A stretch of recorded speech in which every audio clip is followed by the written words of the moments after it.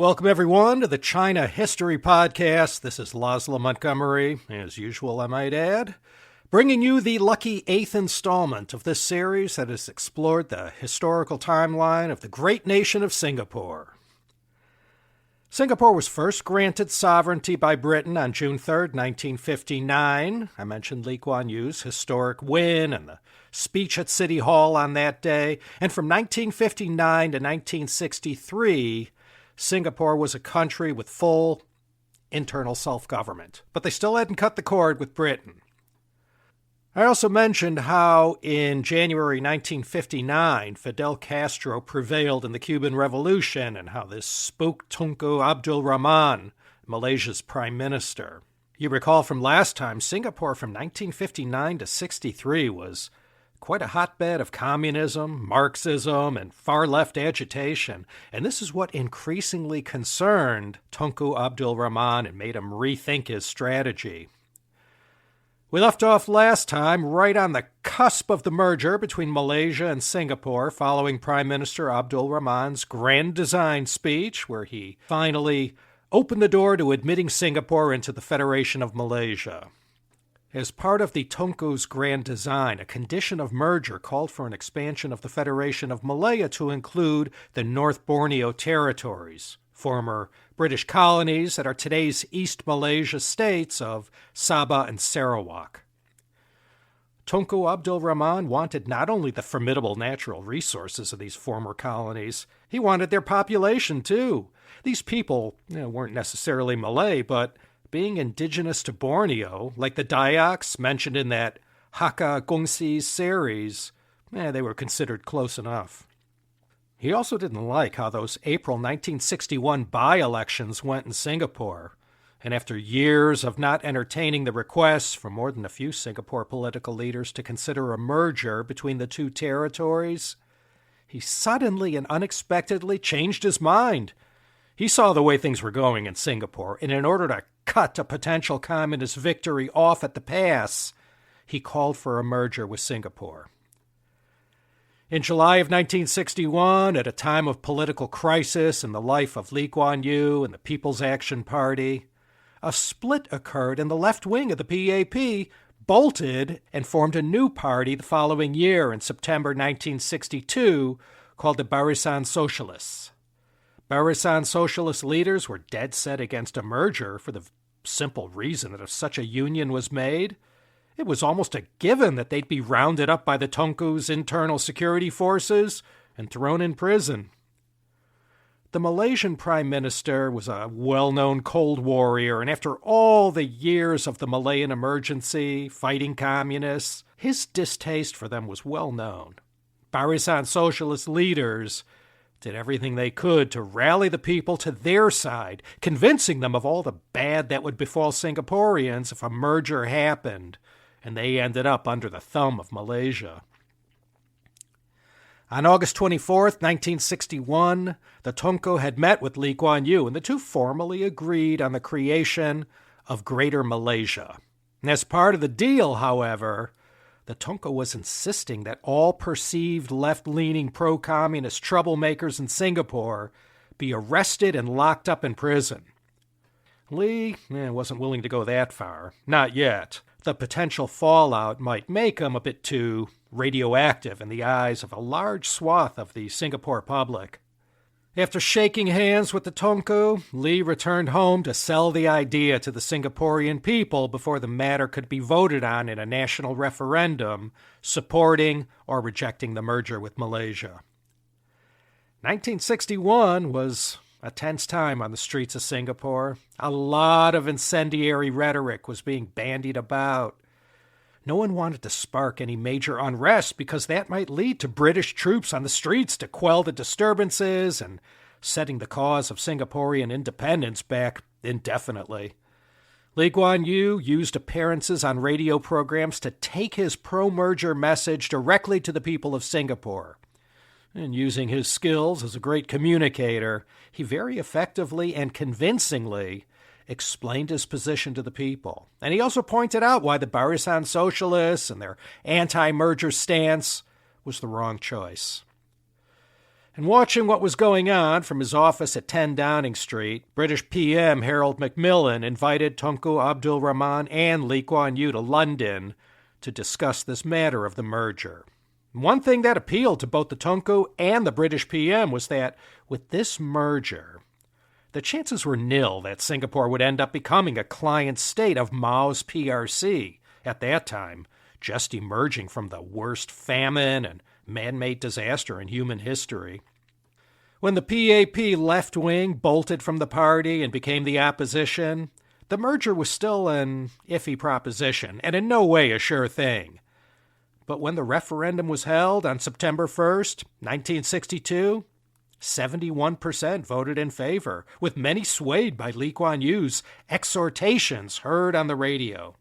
For Lee Kuan Yew, when the left wing of the People's Action Party walked away from the party, it had been a case of goodbye and good riddance. But with their departure and the PAP votes they took with them, it meant Lee Kuan Yew and the PAP only held a one-seat majority in the assembly, almost eliminating the landslide lead the PAP had won in 1959.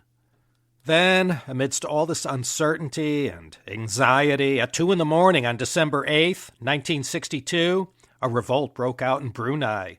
The Tunku had originally hoped to include Brunei in his Greater Malaysian plans, but they weren't interested.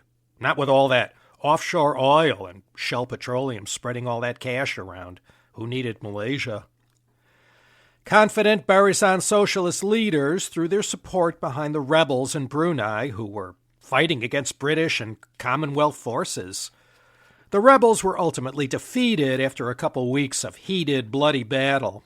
Indonesia, the Philippines, and China-backed communists were all in this together. In openly backing the Brunei rebels like they did, and with communist unrest being such a sensitive topic in 1961 Singapore, the Barisan socialist leaders opened up a window of opportunity for Lee Kuan Yew. He hadn't been willing to risk the political capital before when the Tunku asked him to round up these suspected leftists and communists, but now, after his political opposition openly supported a communist-backed insurgency, it was different. Now he was okay going after them and taking their chess pieces off the board.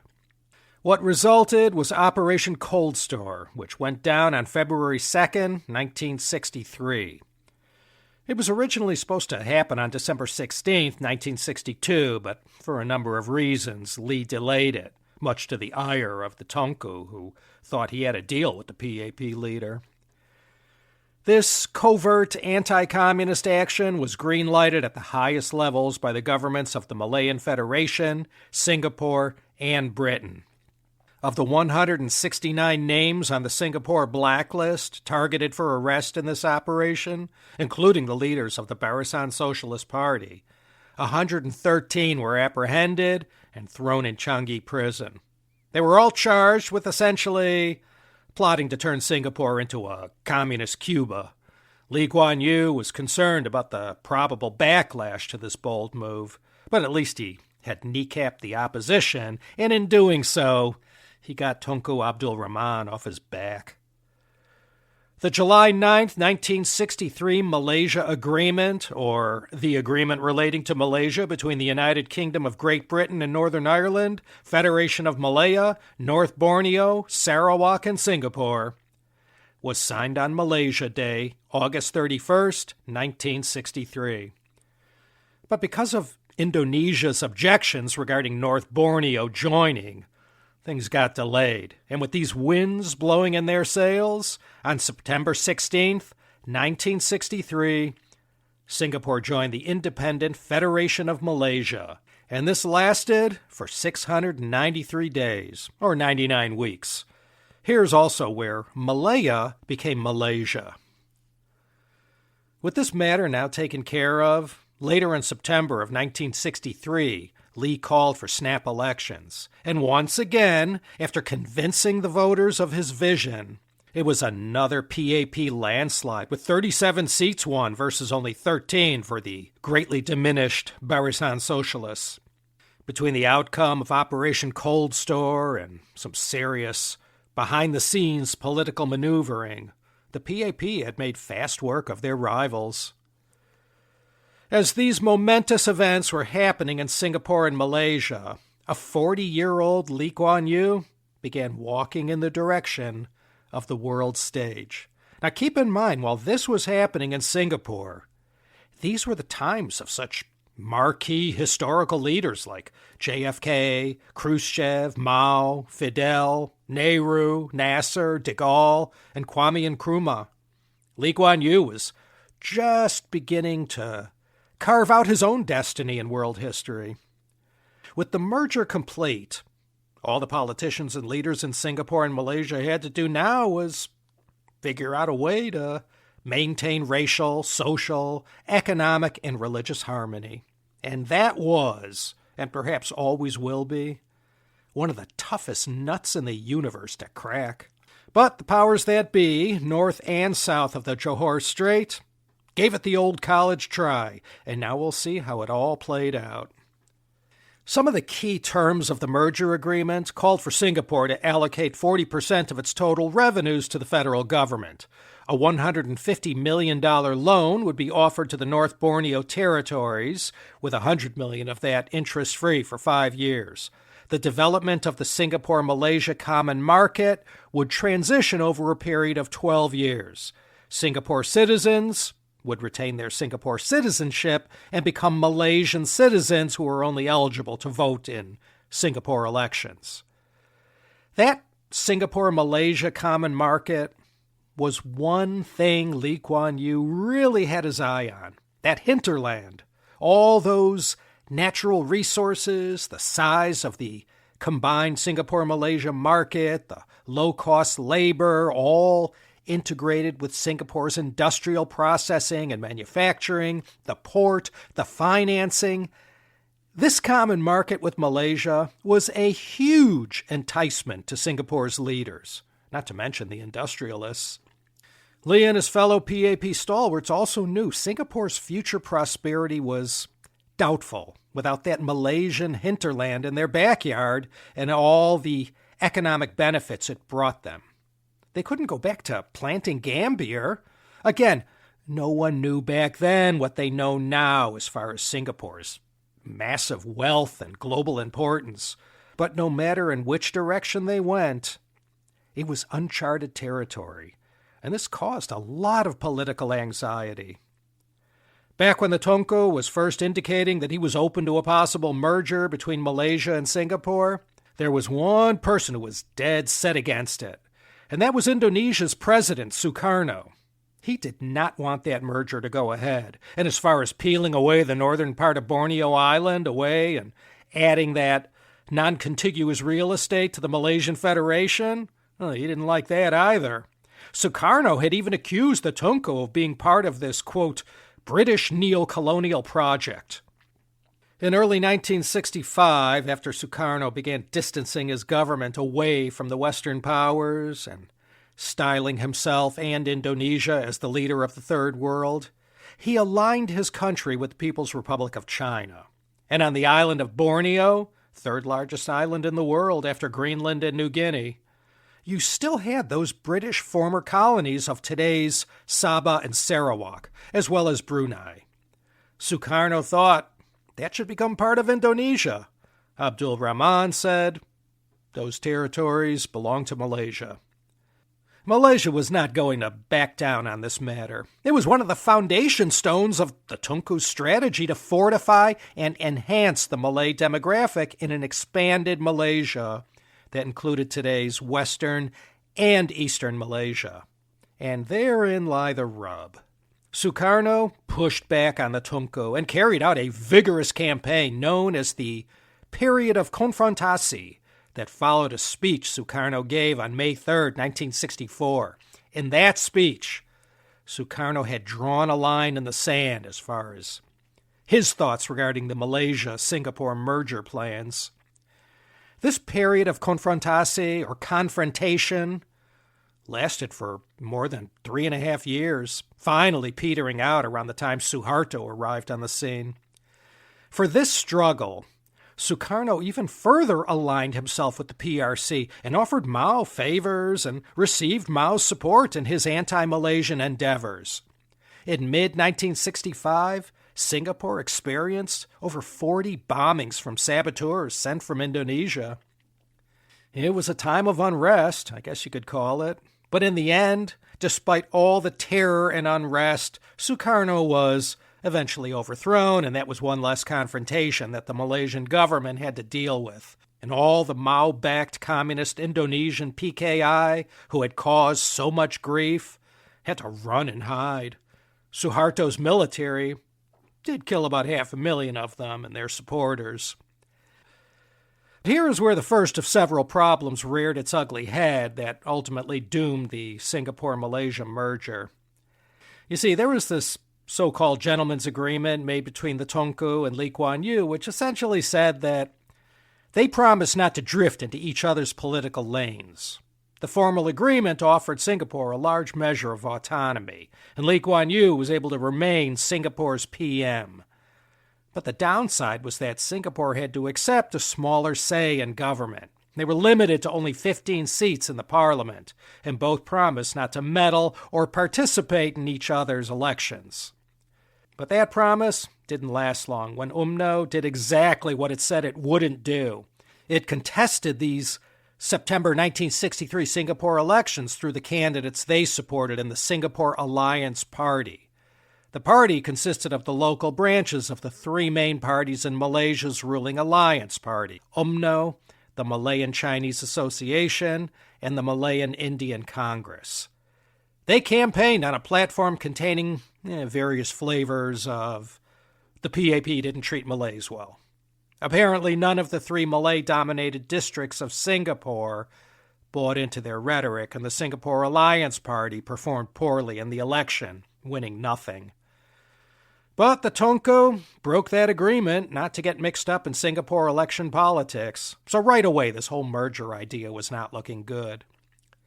And to show the United Malays National Organization that two could play at that game, when the April 1964 Malaysian federal elections were held, the PAP fielded one of their candidates, and the Tunku's fear that Singapore was going to end up becoming this Trojan horse that took over the new Malaysia was as real as it ever was.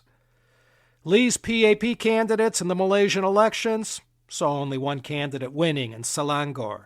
The loss of face to UMNO and the outrage that followed was predictable. Following this fatal move by both political parties, trouble followed.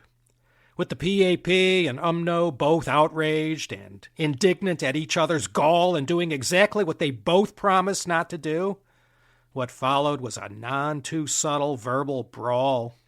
The irreconcilable issue of race was brought out and showcased by the Tunku and Lee. Lee Kuan Yew believed in equality for all, regardless of race or religion, and there should be no special rights for ethnic Malays. The Tunku felt exactly the opposite. He called for special rights and privileges for the country's Bumiputeras.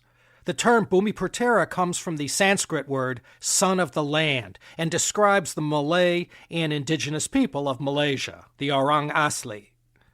The first major post-election incident happened at Singapore's Padang. About 20,000 Malays gathered to celebrate the Maulid holiday, which recognizes the birthday of the Prophet Muhammad. Some were supporters of UMNO's alliance, and some were Muslim PAP supporters.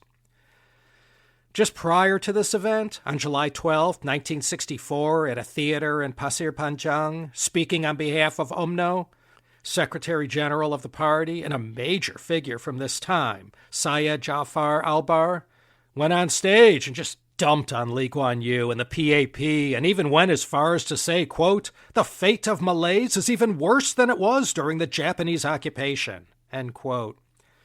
He closed by demanding for Lee Kuan Yew's arrest and execution. Strong words meant to taunt Lee and the PAP at a very sensitive time, trying to force his hand to do something drastic that would just blow everything up.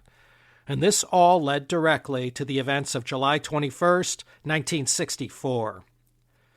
Speeches were made with lots of fiery rhetoric meant to fuel outrage and anger amongst the gathered crowd. This had been going on regularly, always hammering home the same message. Malays were discriminated against in Singapore and their religion disrespected. After the last speech was given, the people, all fired up, marched in the direction of Arab Street. Someone threw something into the crowded procession, and troublemakers and bystanders did what they do best, escalating the violence, and one thing led to another. A riot ensued with Chinese and Malays going at each other.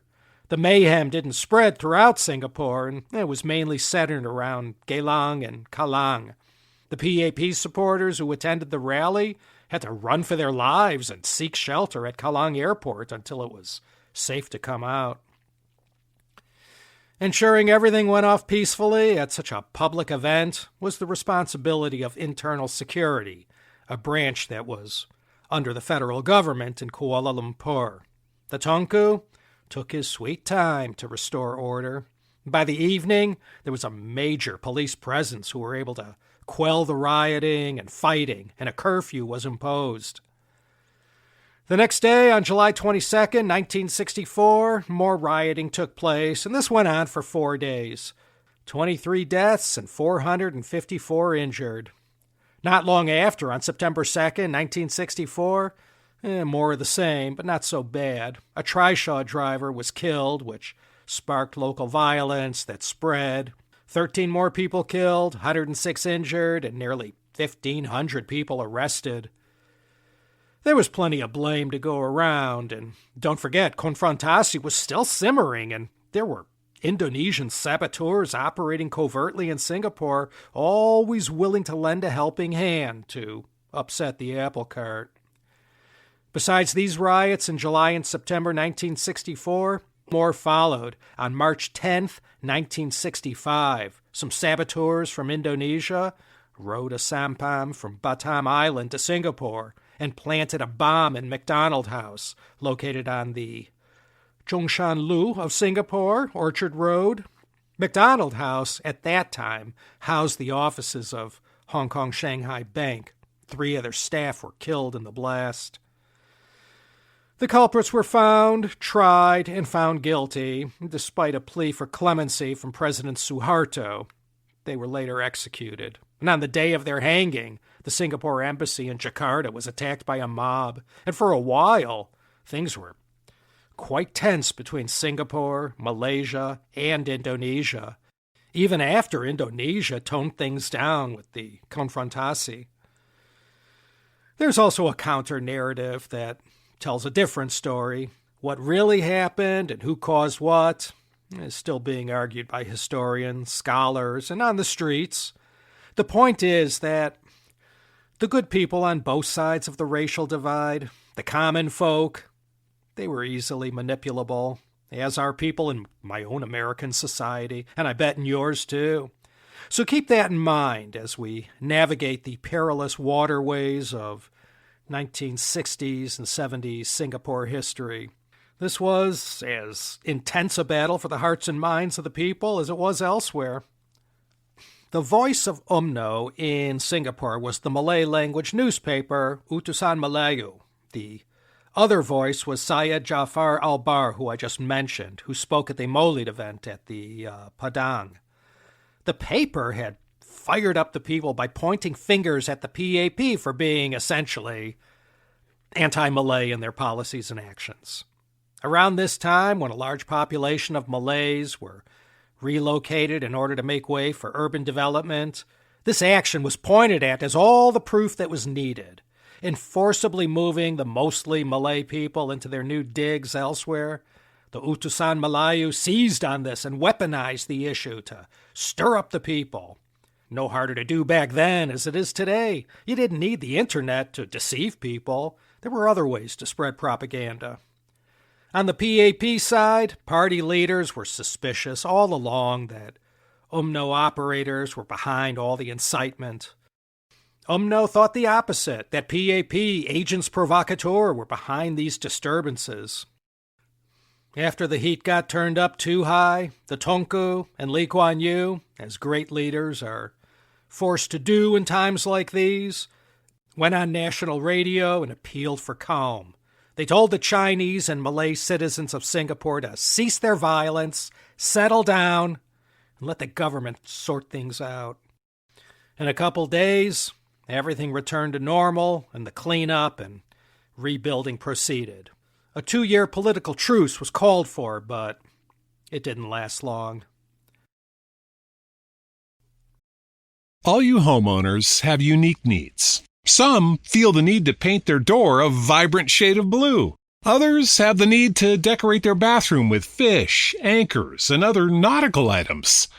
And because each homeowner has unique needs, Geico helps you get the right coverage for your home and what's in it. That way, you get exactly what's right for you, even if your needs are unique. Get more with Geico.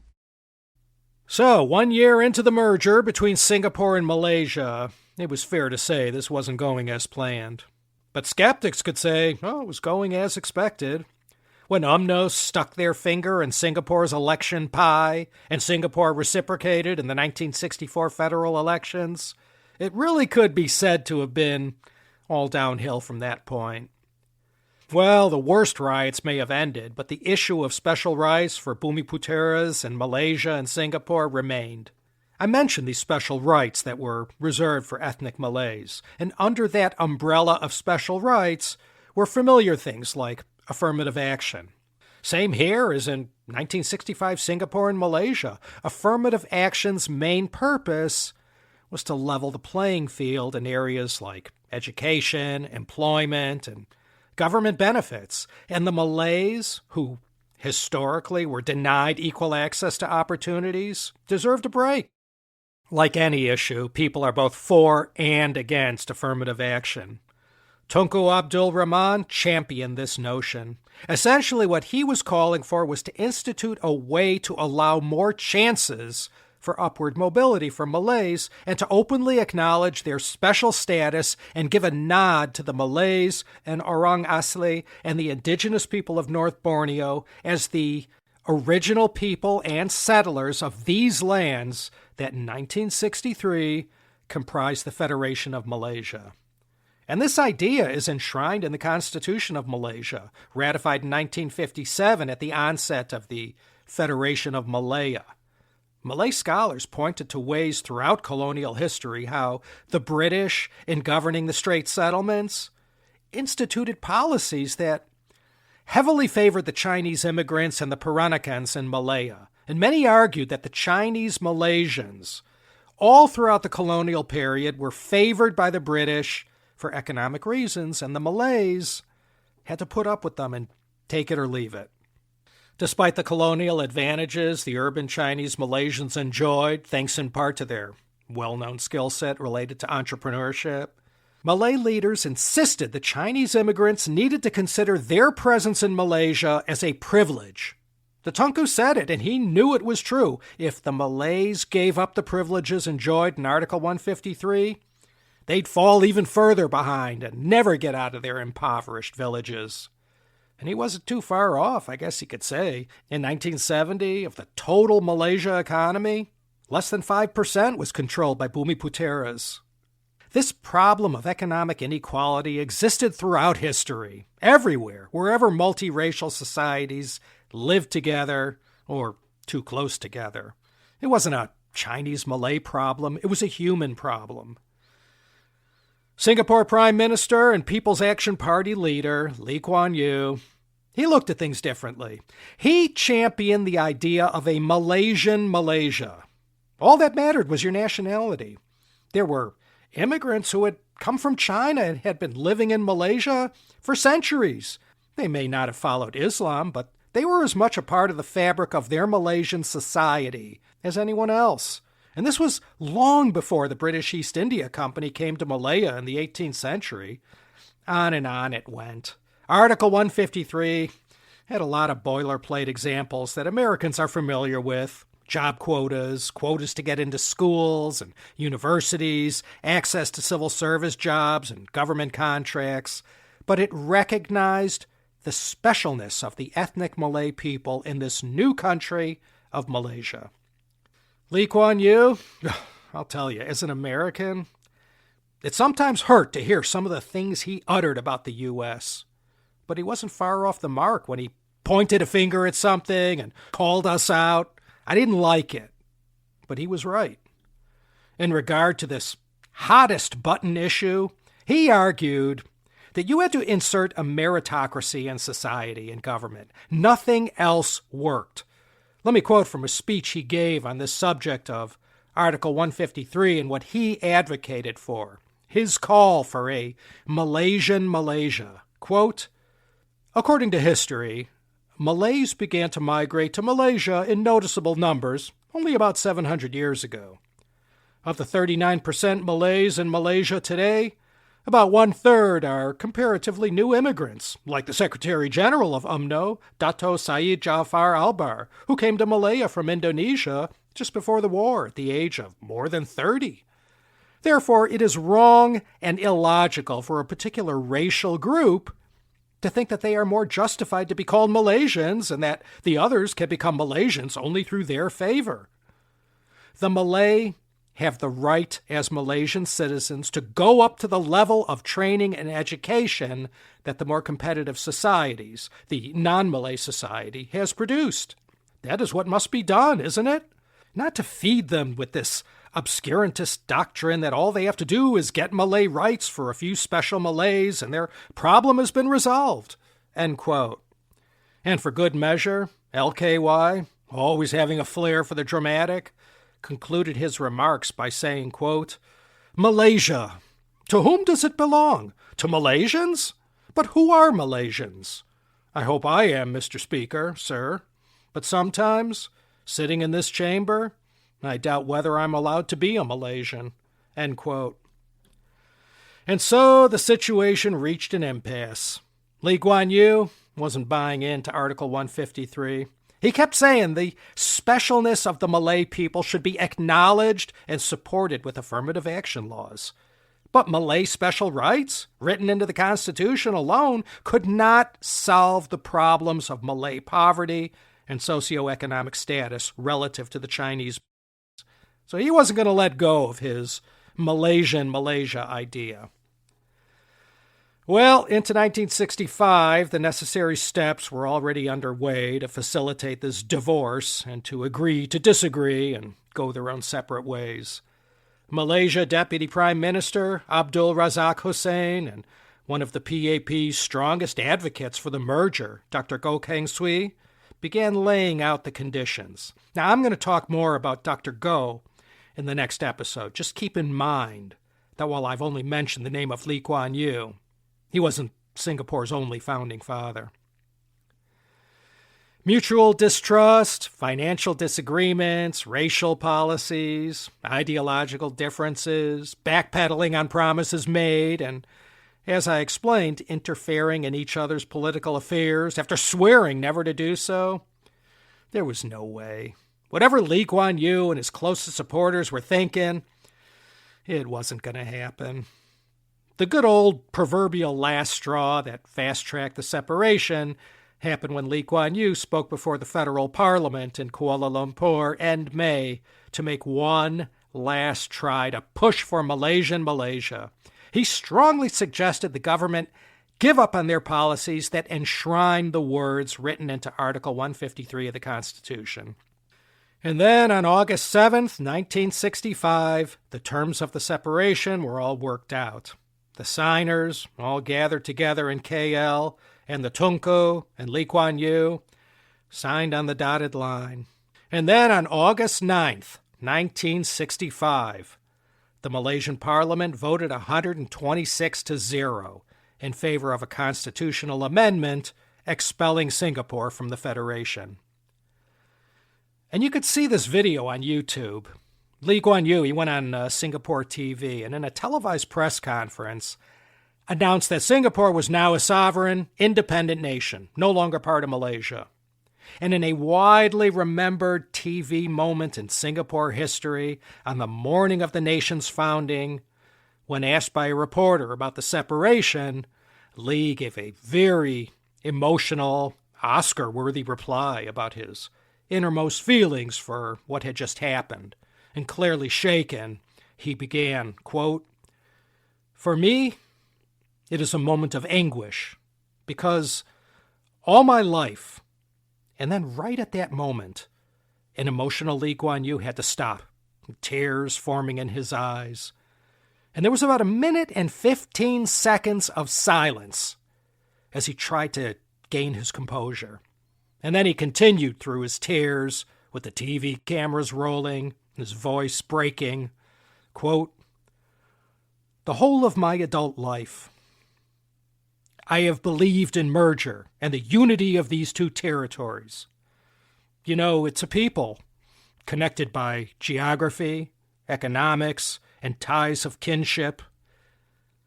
And then he couldn't go on, and he asked the assembled press that day, "Will you mind if we stop for a while?" The next day, the headline of the Straits Times read, "Singapore is out." And so abruptly, this 23-month marriage came to an end. No one said a peep to the British, and they only found out about it after the separation became a fait accompli. Britain extended recognition to Singapore the next day on August 10th. You didn't see stuff like this happen every day in world history. On September 21st, 1965, Singapore joined the United Nations. And I thought I might take a moment to lift a few quotes from a speech Singapore's first foreign minister, S. Rajaratnam, made at this historic UN General Assembly meeting. I haven't mentioned Sinatamki Rajaratnam yet. Like Lee Kuan Yew and Goh Keng Swee, he was one of the founding fathers of Singapore. He co-founded the People's Action Party, and he served as Singapore's first and longest-serving Minister of Foreign Affairs. He also served as Deputy Prime Minister, Minister for Culture, Minister for Labor, and was a long-time journalist with the Straits Times, and was an MP from his constituency of Kampong Glam from 1959 to 1988. He was known as S. Rajaratnam. He was a Tamil Indian, born on George Harrison's birthday, February 25th, in Jaffna, in what was, when he was born in 1915, still British Ceylon. He was a major figure in Singapore politics from the founding of the PAP all the way up until his death in 2006, 3 days before his 91st birthday. Politicians are a dime a dozen, but politicians who are called statesmen, not so much. He was every bit a statesman, as was Lee Kuan Yew, and when it came time to admit Singapore into the UN, and when he, as a representative of this new country, spoke for the first time on the world stage, it was S. Rajaratnam who spoke for Singapore. And he didn't have the gift of a crystal ball that could see far into the future, but his words carry meaning into our day in the 2020s. Here's some of what he said, quote, "I also take this opportunity to thank all members of the Security Council who scrutinized our application for membership and did not find us wanting. We are particularly grateful to Malaysia, Jordan, the Ivory Coast, and the United Kingdom for jointly sponsoring our application for membership. Last but not least, I must thank all those member states who co-sponsored the resolution welcoming our admission into the United Nations. Now that Singapore has been received into the fold of the United Nations, I would like to assure this assembly that my country will join with other nations in their efforts to realize the aims and objectives of the United Nations Charter. For us, the essentials of the Charter are the preservation of peace through collective security, promotion of economic development through mutual aid, and the safeguarding of the inalienable right of every country to establish forms of government in accordance with the wishes of its own people. My country stands by these three essential principles and will give loyal and unflinching support to the United Nations in its efforts to promote these ideals. We are surrounded by bigger and more powerful neighbors with whom we cannot afford to settle issues by force of arms. At the same time, my country is well aware that it is situated in a region of the world which has traditionally been the battleground of big power conflicts, Singapore itself, by virtue of its strategic location, has attracted the attention of nations who wish to dominate Southeast Asia. Under British colonialism, Singapore was developed not only as the commercial hub of Southeast Asia, but also as a military base for consolidating Western imperialism. Singapore is essentially a trading community. Almost all our energies, resources, and talents are devoted to developing our trade and our industries. If independence and freedom are not to be empty slogans, then we must continue to spend as much of our resources as we can on fighting the only war that matters to the people, the war against poverty, ignorance, disease, bad housing, unemployment, and against anything and everything which deny dignity and freedom to our fellow men. This is why my country has chosen the path of non-alignment. It simply means that we do not wish to be drawn into alliances dedicated to imposing our own way of life on other countries. Friendship between two countries should not be conditional on the acceptance of common ideologies, common friends, and common foes. We are a multiracial society constituted out of the three major racial stocks of Asia: Chinese, Malay, and Indian, in addition to Arabs, Ceylonese, Eurasians, and others. Four major cultures: Malay, Chinese, Indian, and Western, and their representative languages are allowed free and equal development on the basis of cross-stimulation. The four cultures which flourish in my country collectively represent the historic achievements of more than half of humanity, and we see no reason for suppressing other cultures in order to ensure the supremacy of only one of them.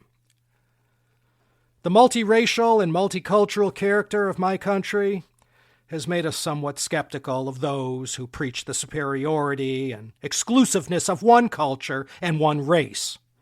In a multiracial society, one soon learns that no one people has a monopoly of wisdom and that one's own culture is not without flaws. This not only breeds tolerance for other people's viewpoints, but also a readiness to learn and borrow from the accumulated wisdom of other people. These are, we have discovered, attitudes of mind essential for the smooth and constructive development of a multiracial and multicultural society. Finally, Mr. President, though we are a small country and not endowed with ample natural resources, and although we cannot be counted among the highly advanced nations of the world, we are nevertheless a highly urbanized community that has acquired experience and knowledge which we are prepared to share with others in the regional cooperation schemes organized by the agencies of the UN.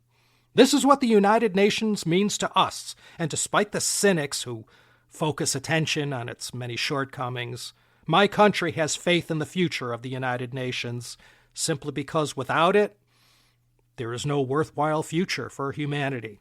End quote. S. Rajaratnam, ladies and gentlemen. Singapore writer, scholar, and MP Irene Ng has written the definitive and authorized biography of S. Rajaratnam. Volume 1 is called The Singapore Lion, and Volume 2, which was recently published, is called The Lion's Roar. It had been Dr. Goh Keng Swee, who I'll talk about in Part 9, who had first introduced S. Rajaratnam to Lee Kuan Yew way back when Lee was just getting started, when he defended the postal union workers back in 1952. This was mentioned in Part 7. As a well-known journalist in Singapore, S. Rajaratnam had been there for Lee at a key moment in his political career. And as I just said, he was the founding foreign minister. More about him next episode. I'll have links to the books in the show notes. Well, now what? As founding fathers are forced to do, they had to roll up their sleeves and get everything in order. The new Republic of Singapore's population in 1965 was just under 2 million people. Back then, well, they didn't have one of the highest per capita GDPs in the world yet. No AAA sovereign credit rating. None of the superlatives about Singapore regarding the country's education system, healthcare, quality of life, and all the other things taken for granted today that make Singapore one of the world's most popular destinations to visit and to live. Singapore's nominal GDP per capita in 1965 was a whopping $516. Today, it's close to $83,000, just behind the world leader, Luxembourg, with their $126,000. Next year, in 2025, will be Singapore's 60th anniversary of becoming a nation. And we'll now look at some of the history that happened between independence and our day. So let's put the bookmark in right here. We'll pick up next time in August 1965 and see what happened next. Until that time, this is Laszlo Montgomery thanking you from the bottom of my heart for listening. You're all cordially invited to come back again next time for another exciting episode of the China History Podcast.